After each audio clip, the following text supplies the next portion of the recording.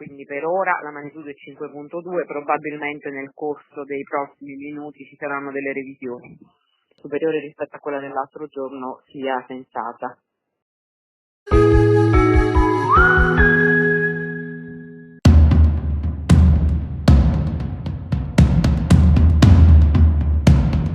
Le prime informazioni che abbiamo è più o meno la stessa zona del terremoto per cui ci siamo sentiti l'altra sera, quindi la zona in provincia di Campobasso. Per ora il comune più vicino all'area epicentrale, dai dati che ci fornisce la Sala di Roma dell'Osservatorio Nazionale Terremoti, è il comune di Larino. Per ora è 5.2, dico per ora perché sono i primi dati e sono sempre poi soggetti a una revisione, quindi per ora la magnitudo è 5.2, probabilmente nel corso dei prossimi minuti ci saranno delle revisioni.